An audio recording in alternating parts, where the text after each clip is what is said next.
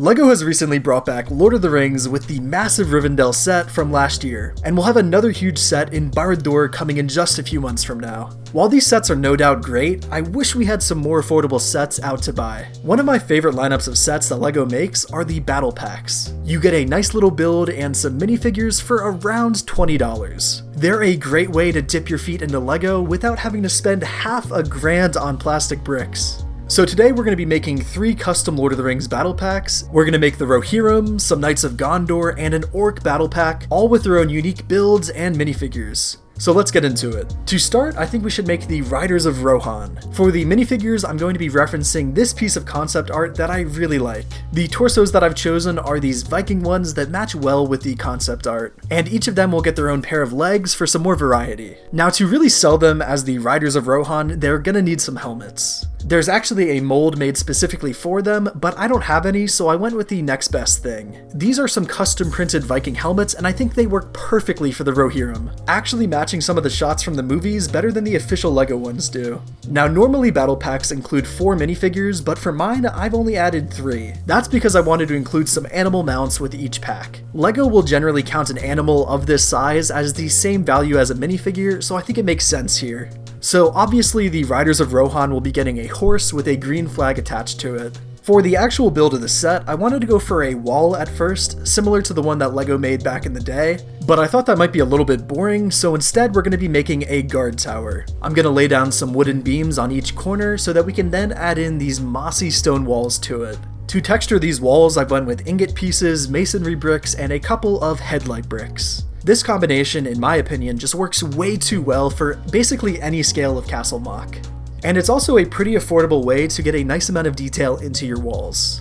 Now, on top of the tower, I'm going to place a bunch of snot bricks so that we can add the battlements. In a lot of the concept art that I was looking at, I noticed a lot of woodwork on the fortresses, so I thought I'd go for a technique that I wanted to try for a while now. All you have to do is stagger some different brown tiles to make it look like wooden planks. This is a really easy technique and ends up looking pretty realistic in my opinion.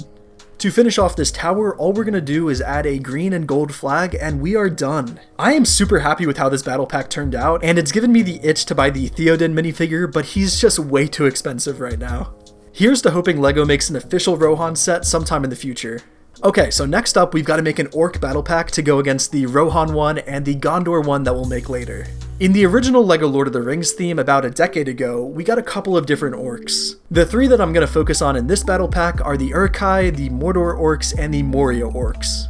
Again, I'm going to include just 3 minifigures so that we can include one of these really sick wargs from the original theme. This is such a good mold, and I really hope LEGO brings it back, possibly in the upcoming Barad-dûr set. Now for the build. I was honestly really excited because I knew it had to be some kind of siege weapon, and siege engines are one of my favorite things to build in LEGO, so I was pretty giddy to say the least. There's a few options that we have here, but I decided to go with an Onager. An Onager is essentially just a small Roman catapult. Is this strictly a Lord of the Rings orc catapult? No, not really, but I wanted to build an Onager, so that's what we're gonna go with. I had no idea where to start when it came to making a working catapult, so after some research, I found this great video by JD Brick Productions, and it really helped me out in making this. The basic structure of my version is the same as his, but I've made quite a few changes aesthetically. I would highly recommend you go check out his tutorial to get a better understanding of how the string tension works, because it can be a bit tricky to figure out on your own. But back to my version, I've included a couple of slopes around the Onager to give it a larger footprint, and I've also added in this padding where the arm of the catapult lands. I just love this look a ton. I believe the first person I saw do this was Edge of Bricks in one of his medieval mocks. Obviously the catapult is going to need some ammunition, so I've included a crate with some ammo and a skull that you can fire. All you have to do is push down the arm and you can shoot your projectiles. Of course, the more tension you put on the string, the farther it will shoot, but I found that the added force can actually break the front section of the Onager, so I've kept the tension at a nice medium level. I really love how this battle pack turned out, and it makes for a really great companion set to the Rohan one. I could totally imagine LEGO releasing 2 sets like these as opposing battle packs, and I feel like it would sell super well. I know I would personally buy a ton of the Rohan ones, and I would love to get more orcs any day of the week.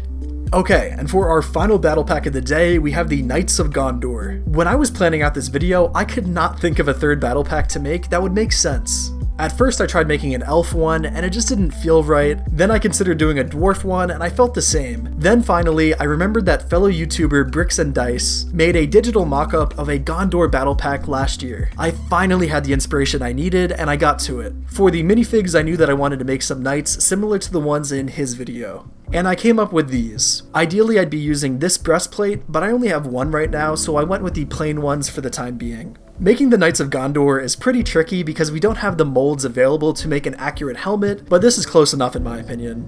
Next, I knew I wanted to add a bowman or a ranger kind of character, so I made this guy by taking the torso from the beautiful Aragorn minifigure and some legs from a Viking set. I think he turned out really cool looking, and it's probably my favorite minifig that we made today. And finally, we of course needed a horse for one of the knights.